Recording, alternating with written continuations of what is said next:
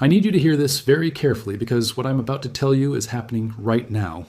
Not tomorrow, not next week. This hour. Treasury Secretary Scott Bessent is literally standing at a podium in Minnesota as we speak, and what he's about to say will change everything you thought you knew about where this economy is heading.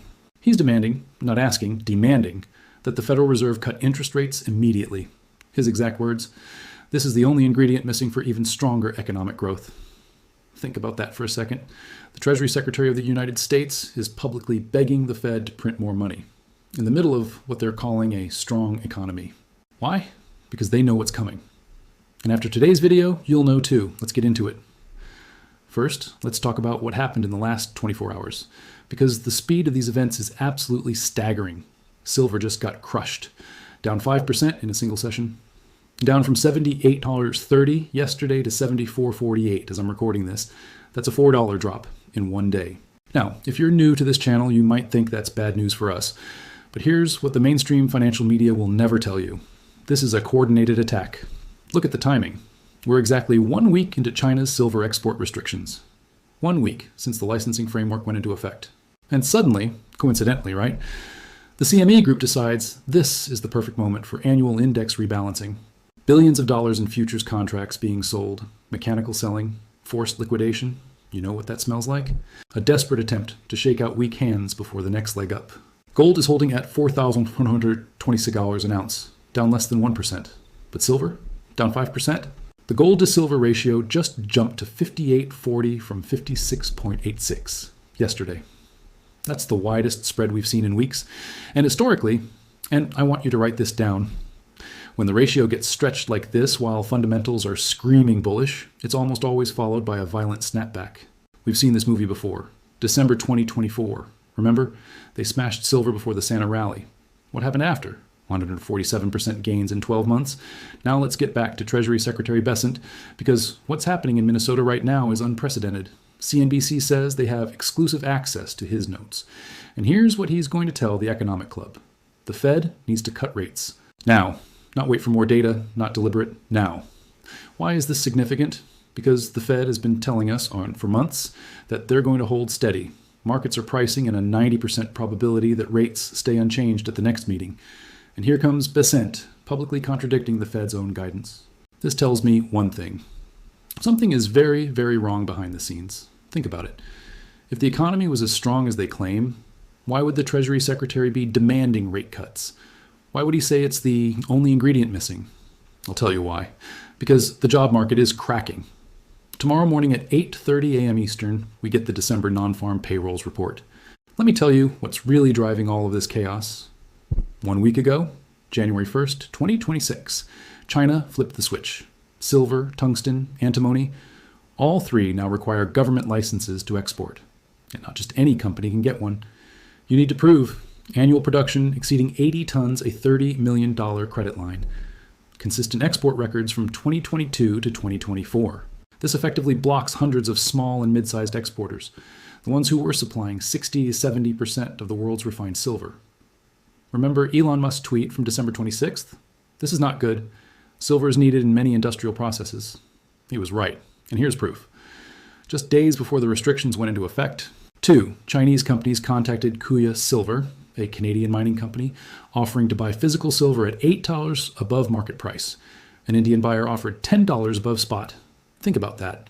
Companies are paying premiums just to secure physical metal in a market where paper prices are being smashed. Why would anyone pay $8 over spot if there wasn't a shortage? The Shanghai premium is real. Physical silver in China is trading at 80 plus, while COMEX shows 74. That's not a glitch. That's a divorce between paper and physical. And here's what the mainstream won't tell you. Shanghai Futures Exchange inventories are at 10-year lows. COMEX registered silver inventory is down 70% since 2020. LBMA vaults have lost 40% of their holdings. The paper-to-physical ratio? 356 to 1.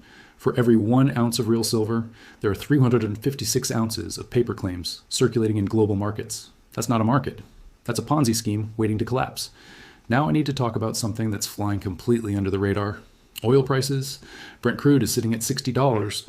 WTI just touched 56. These are the lowest levels since the pandemic.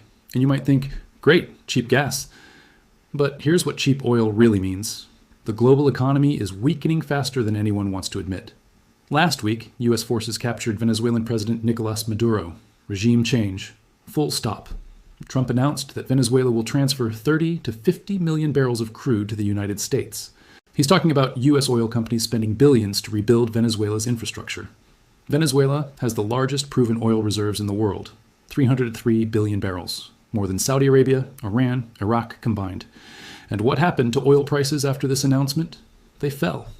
In a normal market, regime change in an oil-rich nation would spike prices. Uncertainty equals risk premium. But instead, we're seeing lower prices. Why? Because the market is telling us something.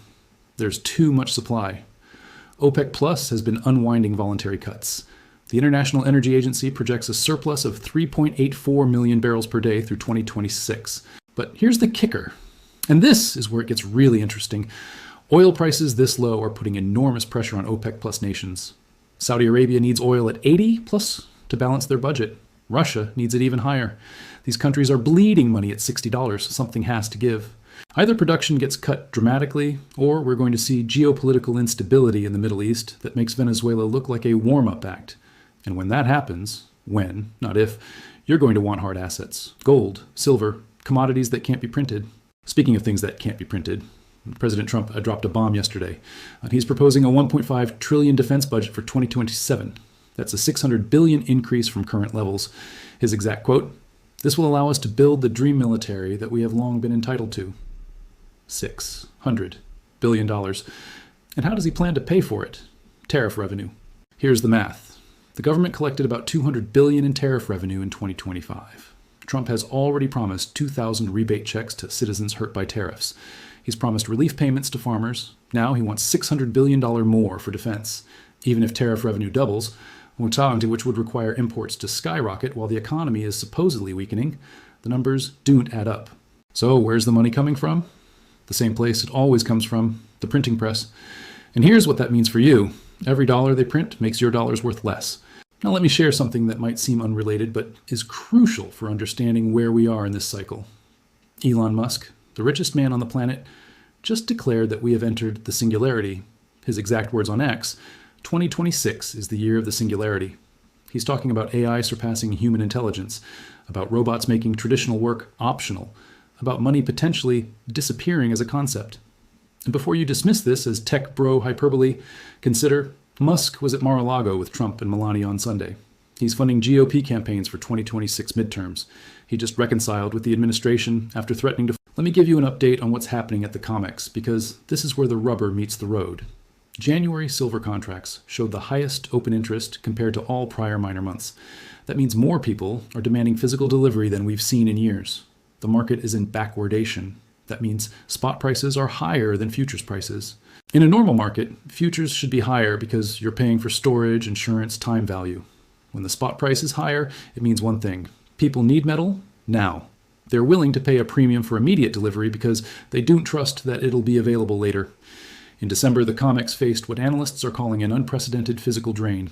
Over 60% of registered inventory, approximately 47.6 million ounces, was claimed for delivery in just 4 trading days. The CME Group responded by issuing Advisory 25-393. They raised margin requirements for silver futures to $25,000 per contract. Why would they do that? Because they're trying to slow down delivery requests. They're making it more expensive to take physical possession. They're protecting the bullion banks who are short millions of ounces. A $25,000 margin hike. That's not risk management. That's a bailout. Think about who benefits. The shorts, the banks, the institutions who sold paper silver they can't deliver. Think about who gets hurt. Retail traders, stackers. Anyone trying to convert paper to physical. This is what desperation looks like. Now I want to take a moment to talk directly to everyone who's been following this channel. If you've been watching our videos for the past year, if you've been stacking while others were laughing, if you held through every smash, every pullback, every silver is dead headline, you were right. We told you China would weaponize silver. They did. We told you the COMEX was running out of metal. It is. We told you the paper to physical ratio was unsustainable. It's breaking down. We told you $50 silver was coming. It came and went. We're now talking about $75, $80, $100. Silver's up 147% in 12 months. That's nearly triple what the S&P 500 returned. And here's the thing, we're not even close to the top. The fundamentals today are stronger than they were a year ago. Supply deficits are widening. Industrial demand is accelerating. Central banks are accumulating. The paper manipulation is failing. Shanghai is setting the price now, not COMEX. Physical is divorcing from paper. This is exactly what we predicted. And it's exactly what happens when an artificially suppressed market finally breaks free. So where do we go from here? Tomorrow morning's jobs report is going to be critical. If it comes in weak, which Besant clearly expects, we'll see immediate rate cut speculation. The dollar will weaken. Gold and silver will surge. If it comes in hot, unlikely but possible, the Fed will have cover to delay cuts. But here's the thing, that's actually bullish too. Higher rates for longer means more economic stress, more defaults, more reasons to seek safe havens. Either way, precious metals win. January is also the start of Chinese New Year buying season. Historically, this is the strongest period for gold and silver demand. Add China's export restrictions on top of that, and you've got a supply-demand imbalance that could send prices vertical. Keep your eye on the gold to silver ratio. At 58.40, silver is cheap relative to gold. The historical average is around 40. If we revert to a mean, and we always do eventually, silver at $74 with gold at 426 should be closer to 110. That's nearly 50% upside just from ratio normalization before any additional price appreciation. If you're watching this video and you haven't started stacking yet, this is your moment. Silver just got 5% cheaper today. That's a gift. Physical premiums are elevated but still accessible. Silver Eagles are running $85, $92. Bars are cheaper, around $82, $85. If you're already holding, do not panic. Today's smash is designed to shake you out, to transfer your metal into their hands at discount prices. The Chinese aren't selling. The Indians aren't selling. The institutions demanding COMEX delivery aren't selling. The only people selling are leveraged paper traders being forced out by margin hikes. Let them sell, let them liquidate. Every ounce they dump is an ounce that finds a new home with a stronger holder. Let me explain something about the Federal Reserve that most people don't understand. The Fed is trapped. Completely, utterly trapped. On one side, you have inflation that's still running hot at 2.7%. That's above their 2% target. In a normal world, they'd be raising rates, not cutting them. On the other side, you have an unemployment rate at 4.6% and climbing. Job creation is collapsing. Federal workers are being laid off by the hundreds of thousands. If they cut rates, inflation stays elevated. Housing becomes more expensive because mortgage rates stay low enough to keep demand high. Your groceries keep going up. Your gas keeps going up. If they don't cut rates, the job market continues to deteriorate. Small businesses can't afford to borrow. The housing market freezes completely. We tip into recession. There's no good option. And here's what Treasury Secretary Besant understands that the Fed is pretending not to see. They're going to have to print their way out of this. Again, the One Big Beautiful Bill Act, Trump's signature tax legislation, is already adding 2.3 percentage points to first quarter GDP. That's massive fiscal stimulus. Tax refunds are going to be $300 to $1,000 higher than normal. Goldman Sachs estimates $100 billion in extra consumer spending in the first half of 2026. Where does that money come from? The deficit, which means debt, which means the printing press. And every single dollar they print makes your savings worth less and your gold and silver worth more. This is why central banks around the world, China, Russia, Poland, Hungary, are buying gold at record rates. China just extended its gold buying streak to 14 consecutive months. They're not doing it for fun. They're doing it because they know what's coming. Now I need to mention something that could be a major catalyst in the coming weeks. Trump has not ruled out military action to acquire Greenland. Let me say that again. The President of the United States is openly discussing military action against a NATO ally's territory. The White House confirmed discussions. European stocks dropped on the news. Denmark is scrambling. Why Greenland? Rare earth minerals, critical metals, strategic positioning. Greenland has massive untapped deposits of rare earths. The same materials China has been weaponizing with export restrictions. The same materials needed for EV batteries, wind turbines, smartphones, military hardware. Trump sees what's happening with China's silver restrictions. He sees the vulnerability, and he's apparently willing to go to war over it. This is the world we're living in now. Resource wars, commodity conflicts, nations fighting over finite materials. And what do you do in a world where governments are willing to invade territories for minerals? You hold the minerals yourself, physical gold, physical silver, in your possession, not in a vault somewhere, not in an ETF, not in a paper contract. Real metal, real ownership. Because when nation states start fighting over resources, paper claims become worthless overnight. Let me decode something that's happening right now that nobody is explaining properly. Annual index rebalancing. Sounds boring, right? Sounds like routine maintenance. Nothing to see here. Wrong. Here's what's actually happening. Major commodity indexes, the ones that pension funds and institutional investors track, adjust their weightings once a year in early January. Silver had an incredible year, up 147%. That means silver became a larger percentage of these indexes than it was supposed to be. So what happens during rebalancing? They sell silver futures to bring the weighting back down. Billions of dollars in mechanical selling.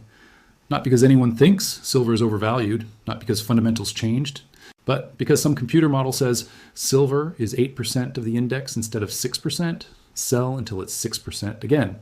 And the bullion banks know this is coming. They've been waiting for it.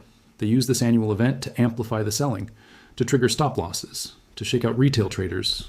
This is why silver dropped 5% today. Not because of China, not because of fundamentals, because of algorithmic selling combined with coordinated bank activity. And here's the beautiful thing, it happens every year. And every year it creates a buying opportunity. The fundamentals don't change during rebalancing. The supply deficit doesn't magically disappear. China's export restrictions don't go away. All that changes is weak hands sell to strong hands at lower prices. And then the market resumes its uptrend.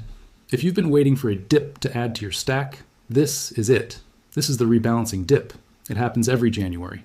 And every January, the smart money uses it to accumulate. I want to give you some numbers that will blow your mind.